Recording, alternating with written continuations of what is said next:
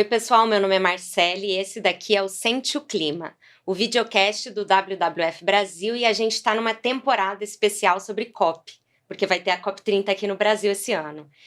E a gente tem dois convidados super especiais para falar desse tema, que é a Jessie Alves, que é comunicadora, bióloga e embaixadora do WWF Brasil. Obrigada, Jessie. Obrigada eu. E é o Alexandre Prado, que é especialista em mudanças climáticas lá do WWF Brasil, né? E super experiente em COP, vai contar pra gente tudo o que ele sabe sobre esse evento. Hoje, então, a gente vai entender um pouco mais sobre esse evento, né? Vai falar a importância, as nossas expectativas, vai discutir com duas pessoas que já tiveram numa COP. Mas antes, eu queria entender com vocês como que vocês vieram parar até aqui. Jessie, você é bióloga. Como que foi que você começou a se interessar por esses temas de clima, meio ambiente? Teve algum fato, algum momento que te levou, que te trouxe até aqui? Eu acho que a minha própria trajetória foi me conduzindo por esse caminho, sabe? Assim, eu escolhi a biologia desde que eu tinha, 8 anos de idade, 9, assim, desde muito pequena, porque eu adorava assistir documentários sobre meio ambiente, animais, plantas, e isso sempre me chamou a atenção, sabe? Então, a biologia já estava muito presente na minha vida. Depois que eu participei do BBB, que aí me deu essa projeção muito grande, eu sempre fui convidada por instituições como o W, né, como o Greenpeace, instituições que trabalham nesse lugar mais voltado para a pauta socioambiental para participar de ações. E aí, quanto mais eu participava, mais envolvida com a pauta eu ficava. E aí eu comecei a me interessar mais com o tema, entender o que acontece em eventos como a COP, entender como que a gente, enquanto indivíduo, pode participar do debate. Então, isso foi meio que uma coisa levando a outra, sabe? Não foi uma escolha, um dia eu acordei e falei, vou falar sobre clima a partir de agora. Eu acho que foi meio que tudo que foi acontecendo foi me levando e me trazendo esse interesse, e aí tô aí até hoje. Que bom que você se interessou e tá aqui com a gente. Ale, e você? Como que você começou a entrar e trabalhar com esse tema de mudanças climáticas? Teve algo que aconteceu ou também foi te levando para esse lugar? Eu já sou ambientalista há um bocado de década, né? Mas a minha impressão é um pouco como a Jéssica, assim, Jéssica. Eu não me tornei, eu sou, né? Quando eu sou ambientalista, acho que é como uma profissão como professor, assim, professor, você nasce professor, né? Uhum. Então, ambientalista também, no meu caso, né? Eu acho que deve ter vários que tem um momento Shazam, né? Quando você fala, descobri aqui o meu caminho. Eu não, a minha trajetória de vida sempre está vinculada, sempre teve, desde que eu me dou por gente, muito vinculada às questões da natureza. Tem momentos importantes, né? Eu nasci numa época que era um período de ditadura, e teve um momento de abertura na década de 80, quando começaram a surgir as primeiras ONGs, sociedade civil. Eu sou de São Paulo, e aqui tem uma que é muito emblemática, que é a SOS Mata Atlântica, que era a criação da Jureia, né, que é uma reserva ecológica super bonita, e que na época o plano do governo era fazer usinas nucleares, na época da ditadura, 5 usinas nucleares, Iaçanga 1, 2, 3, Jureia 1, 2, 3, 4, 5. E ter toda uma mobilização, uma das primeiras, na área ambiental, de abraçar o Palácio do Governo aqui e para a criação da Jureia. E eu matei aula, né? Todo mundo tem esse período na vida de pular o muro da escola, fugir pelo fundo e pegar o ônibus e ir para lá fazer esse abraço para a criação da Jureia, e de fato foi criada. Então, a partir daí, obviamente, isso eu tinha na época 14 anos, eu só fui me aprofundando nisso e não tem como ser outra pessoa além disso. Que legal. Aproveitando que você está contando aí a história, eu queria trazer a gente um pouco mais para esse tema de COP. Eu queria entender o que é uma COP, quais decisões são tomadas ali e por que esse evento ele é importante para o Brasil e para o mundo. A COP é a Conferência das Partes, né? Acho que a gente pode falar assim, Conferência dos Países, né? Porque as partes são países. Então, e ali você tem, na Conferência de Clima, são em torno de 196 países que são signatários da Conferência de Clima. Aí você tem a Conferência de Biodiversidade, que também tem lá uns 190 signatários. E você tem a Conferência de Combate à Desertificação, que também tem mais ou menos o mesmo número. Todas elas surgiram na Eco 92, que foi aqui no Brasil, no Rio de Janeiro, que marcou, então, um encontro muito importante, que era o quê? Vamos discutir a questão ambiental no planeta. Né? E isso, por que isso é relevante? A anterior tinha sido em 72. Aí você teve a Eco 92 20 anos depois. Por quê? Por que ela é global? Porque a questão ambiental, poluição, mudanças climáticas, ela não independe do país, né? Ela muda. Se a gente suja um rio aqui em São Paulo, ele vai para o Paraná, no caso do nosso Tietê. Se a gente suja o mar aqui em São Paulo, ele vai para o Rio de Janeiro e vai para outros países. A mesma coisa é a poluição atmosférica. A gente joga, né?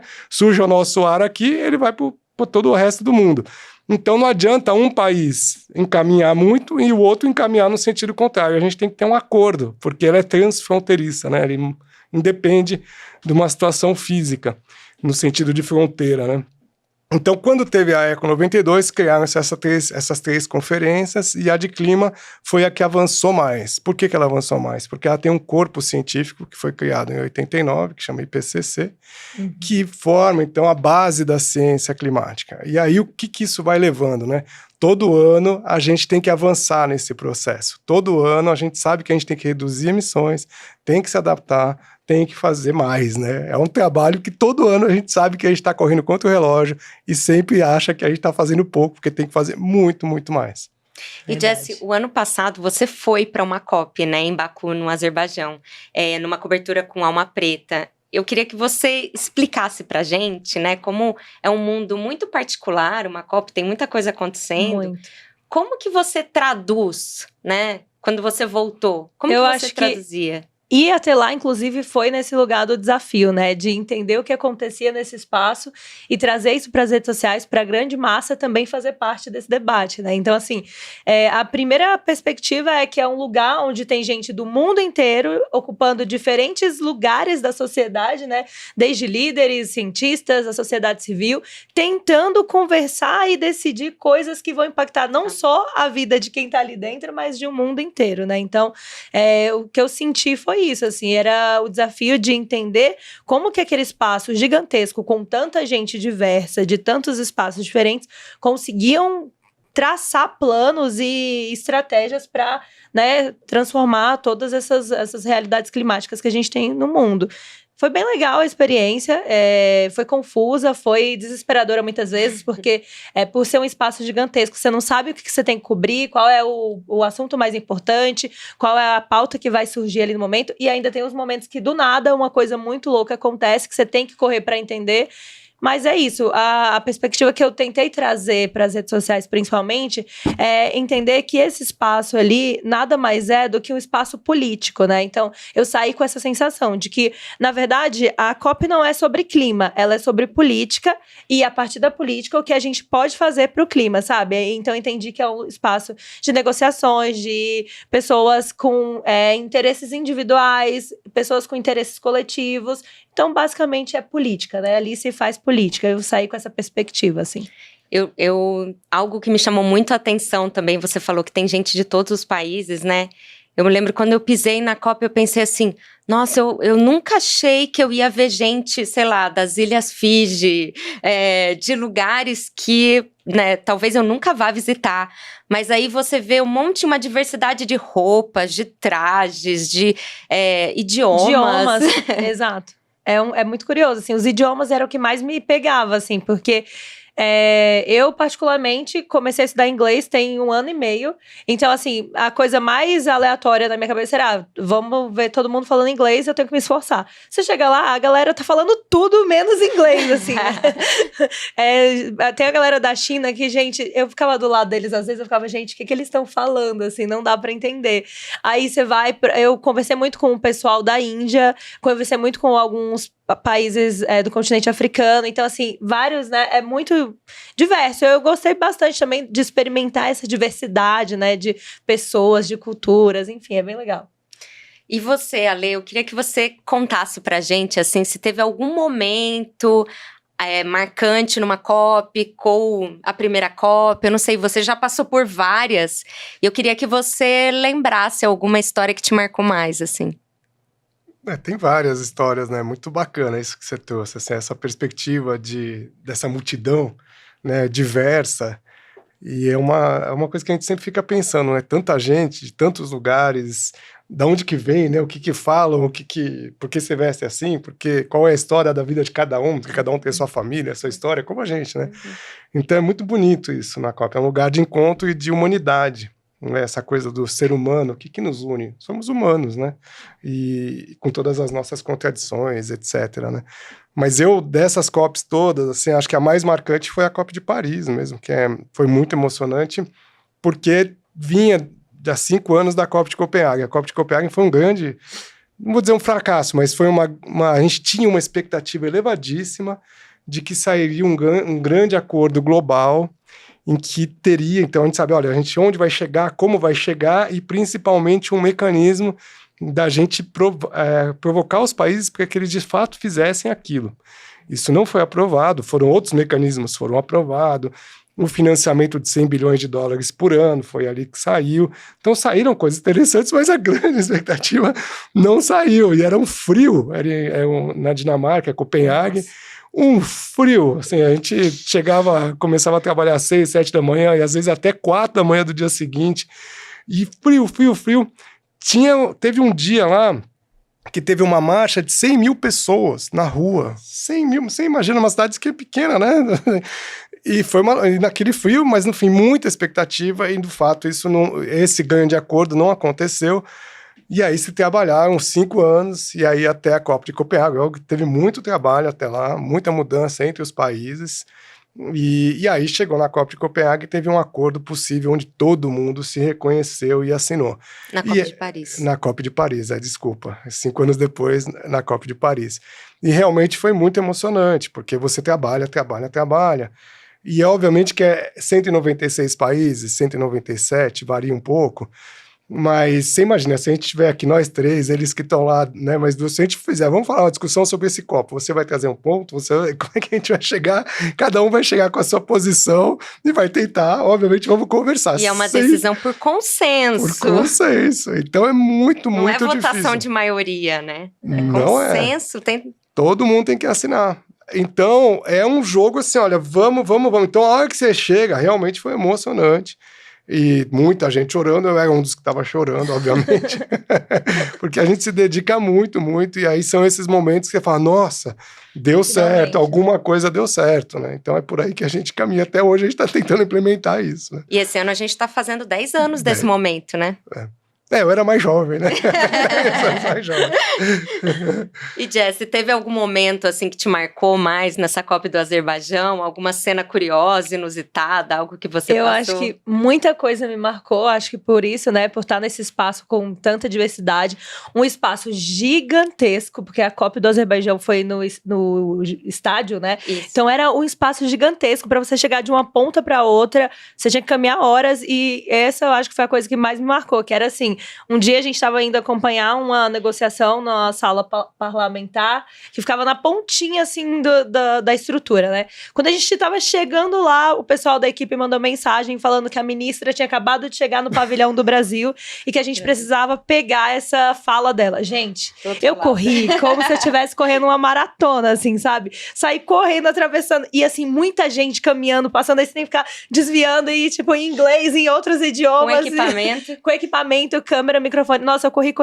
Eu cheguei no espaço do pavilhão do Brasil, eu tive que tirar o casaco pra conseguir gravar, porque eu tava com tanto calor. E olha que também tava frio no Azerbaijão, né? Então, assim, muitos momentos isso aconteceu, sabe? Da gente ter que sair correndo de uma ponta pra outra, porque o espaço era gigantesco. Tinham eventos paralelos acontecendo também. Então, é muito difícil você decidir o que você quer acompanhar, né?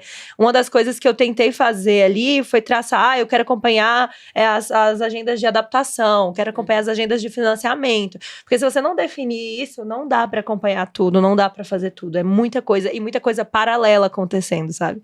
Mas foi legal, experiência única. E aí eu queria perguntar pra vocês, assim, como que a gente pode medir, o que a gente pode esperar dessa COP no Brasil, né? Tem vários resultados que podem acontecer, né? E eu queria saber, então, como que a gente mede esse sucesso? O que a gente pode esperar dessa COP no Brasil? Quer começar?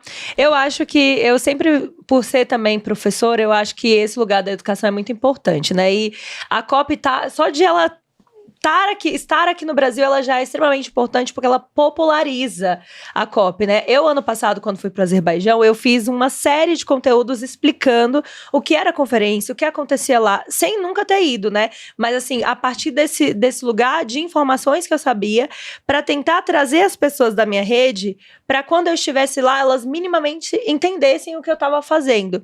Só que, ainda assim, era uma parcela muito pequena das pessoas que sabiam o que era a COP.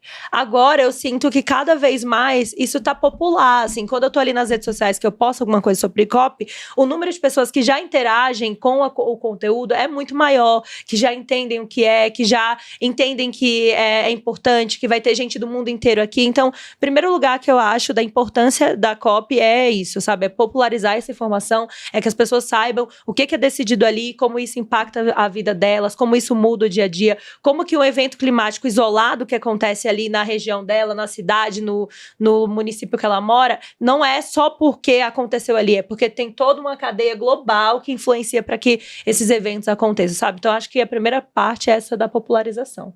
Aí você pode trazer a parte mais da negociação.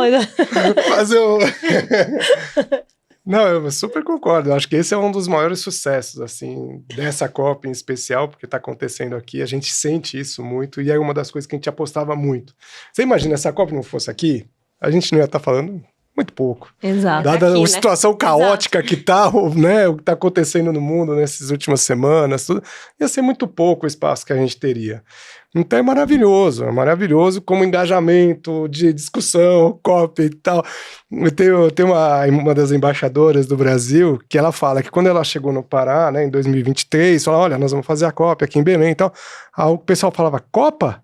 Não, COP, mas qual que é a diferença? Então, é normal que tenha, né? Quem não tá no meio, eu acompanho há muitos anos, mas quem não acompanha, o que é isso? O que é uma COP, né?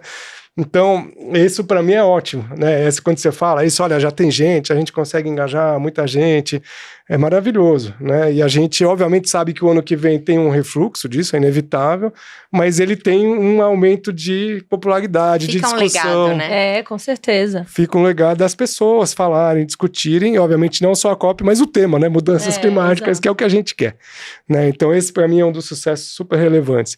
Outro sucesso relevante, obviamente, é o processo político, como você falou, né? O processo político de engajamento. Então, isso é super relevante.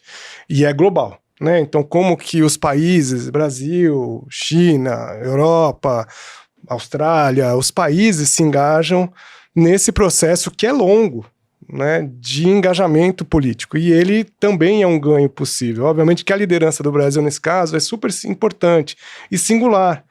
Porque, veja, o Brasil, a nossa tradição, né, seja nós como pessoas, mas o país, a gente constrói pontes, né? A gente não é um país que vai para a guerra toda hora, a gente construiu, é um dos poucos países do mundo que definiu as suas fronteiras sem fazer guerra, de fato, assim, a gente, então é um país que tem essa tradição histórica de construção de pontes.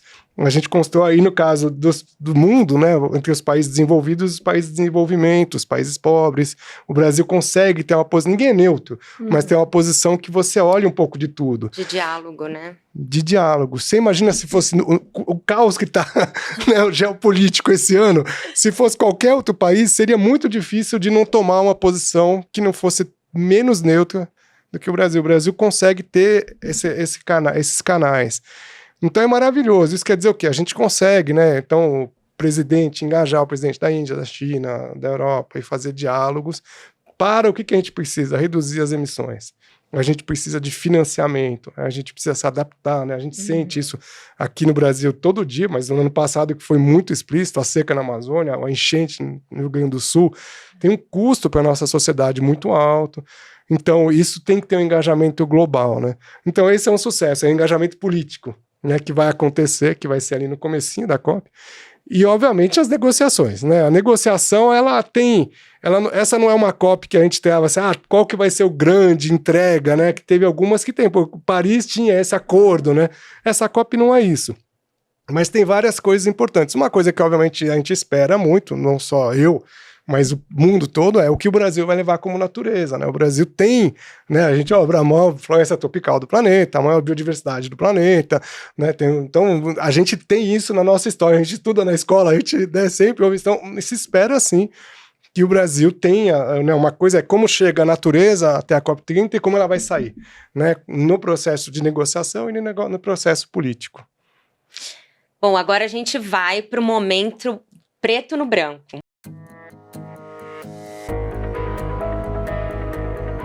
Preto no Branco é uma campanha do WWF Brasil de combate à desinformação. E nesse momento a gente lê comentários, a gente seleciona comentários de pessoas que respondem, né, nas nossas redes sociais. Então vou ler um aqui para vocês reagirem, responderem, comentarem. Bom, abre aspas.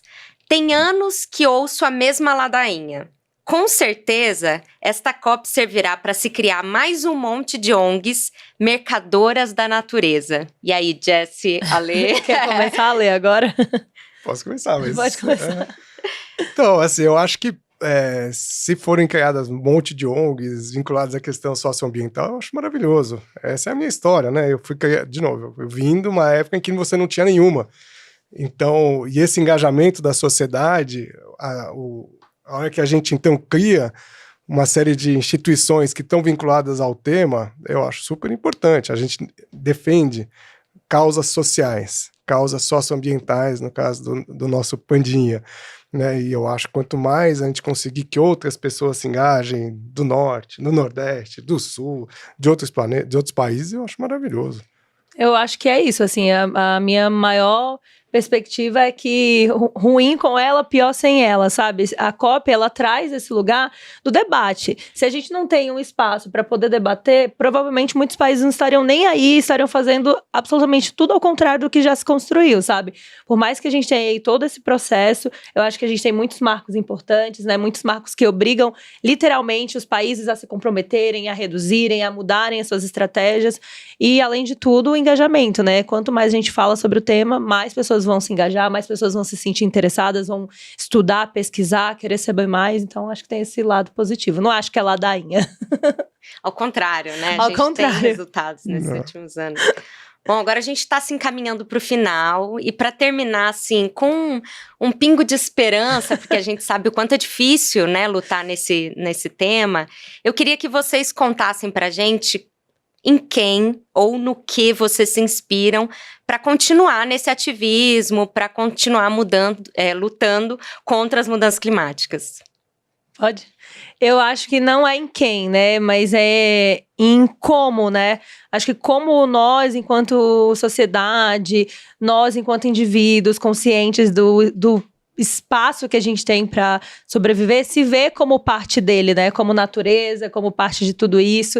Então eu me inspiro nesse lugar de perceber que não tô sozinha. Tem muita gente nessa luta também, tem instituições como o próprio W que tá envolvida, que tá fazendo acontecer. Então eu prefiro acreditar que a gente ainda pode fazer essa realidade ser alterada, sabe? Ainda pode construir essas pontes, colocar isso na cabeça das pessoas, mobilizar a sociedade, os grandes, né, governos, o poder no sentido geral, para engajar todo mundo e promover a mudança, assim. Eu até brinco, às vezes, que eu sou um pouco mensageira do apocalipse lá nas redes sociais, que às vezes você vê uma notícia e você vai lá e comenta, mas é isso, não é o fim do mundo, né? Assim, o planeta, ele tá aí. Se a gente não começar agora, se a gente não olhar...